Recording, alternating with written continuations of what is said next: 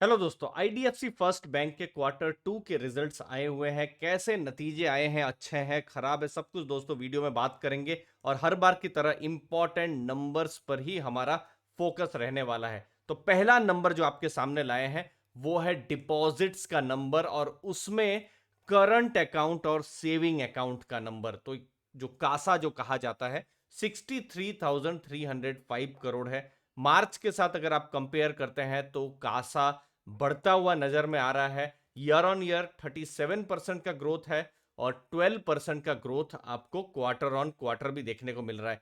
तो ये एक पॉजिटिव नंबर है जब हम सिर्फ कासा की बात करते हैं।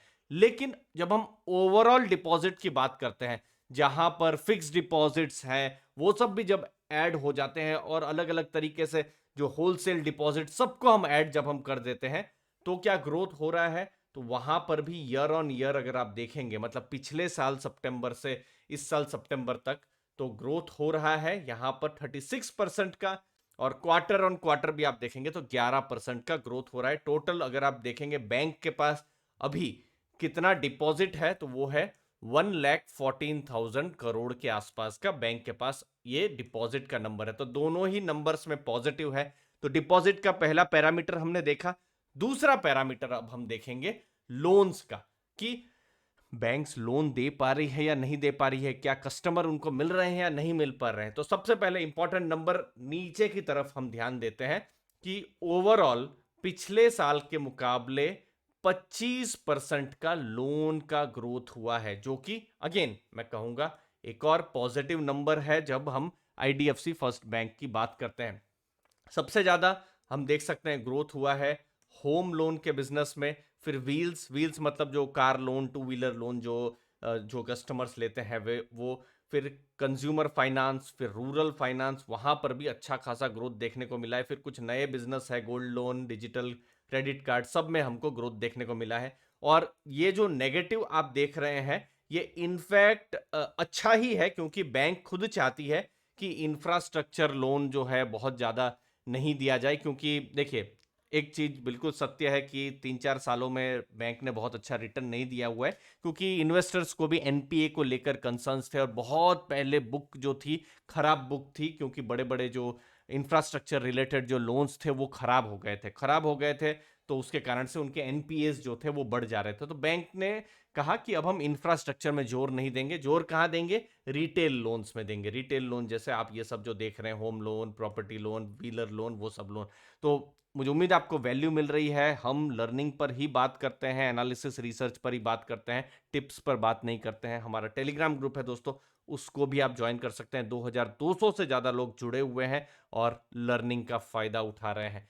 अब जब भी बैंक्स को, इनफैक्ट कोई भी बैंक को आप स्टडी करते हैं, तो जरूर ये देखिए कि उनके एनपीए बढ़ रहे हैं या कम हो रहे हैं। देखिए, डिपॉजिट और लोन बढ़ने चाहिए, लेकिन एनपीए उल्टा मतलब कम होने चाहिए। तो एनपीए आप देखिए अभी 1.09% है, और अगर हम पिछले साल देखें सितंबर 2021 में, ये कितना था? 2.09% था। तो नेट एनपीए 1% कम हुआ है। इसको मैं बहुत पॉजिटिव कहूंगा। अगर हम जून के साथ भी कंपेयर करते हैं तो भी 1.30 था, तो और एनपीए कम हुआ है। तो ये सब जो डेटा है एक चीज बता रही है कि बैंक एक डायरेक्शन में जा रही है, जो कि सही डायरेक्शन है, और वो स्टीडी डायरेक्शन है। देखिए, कोविड का अब बहुत हद तक जो प्रभाव है बैंकों की जो बुक्स में, क्योंकि देखिए पिछले 3-4 साल बैंक्स के लिए भी टफ रहे हैं। कभी डिमोनेटाइजेशन हो जाता है, कभी कोविड हो जाता है। तो इन सब के कारण से बैंक्स के जो प्रेशर थे, बहुत ज्यादा उनकी बुक्स पर प्रेशर आ जा रहे थे। लेकिन अब चीजें सुधर रही है, और वो रिजल्ट से पता चल रहा है। ये है प्रोविजन कवरेज रेशियो। बहुत बातें नहीं होती है, लेकिन इसको भी मैं समझाऊंगा कि समझ लीजिए बैंक की कोई लोन है, और जो खराब हो सकती है, तो बैंक ने क्या अपने हाथ में कुछ सेपरेट कुछ प्रोविजन करके रखा हुआ है? इसको आप ऐसा देख सकते हैं। तो इसको भी जितना ज्यादा आप देखें, पीसीआर रेशियो कहा जाता है, जितना ज्यादा हो उतना अच्छा। 70, मैं तो मानता हूं पर्सनली कि 70% से ऊपर हो तो बहुत अच्छा है। खैर, ये अगेन हर इन्वेस्टर के ऊपर है। किसी को 65 अच्छा लगता है, किसी को जो कंजर्वेटिव होते हैं उनको 75 80 तक भी अच्छा लगता है, but 77 is a good number. ये आप समझ सकते हैं। लास्ट में कैसा इनकम, कैसा प्रॉफिट, वो सब के नंबर्स तो देखिए, बैंक्स हैं तो बैंक्स से हम बिल्कुल उम्मीद करेंगे कि वो इंटरेस्ट से इनकम कमाए, क्योंकि लोन देती है तो वहां से इंटरेस्ट मिलता है, तो वहीं से कमाई होनी चाहिए। तो आप यहाँ पर ये जो Q2 का जो डेटा है पिछले साल 2272 करोड़ का उनका इंटरेस्ट से इनकम था, और अभी ये 3002 करोड़ है, जो कि मुझे लगता है बहुत ही अच्छा नंबर है। 32% का ग्रोथ हमको देखने को मिला है। ये तो खैर पुराना नंबर है FY22, ये तो मार्च का नंबर है, वहां तो ग्रोथ था ही, लेकिन यहां पर quarter on quarter Q2 basis पर भी हमको यहां पर ग्रोथ देखने को मिला है। तो नेट इंटरेस्ट जो है वो बहुत स्ट्रांग है।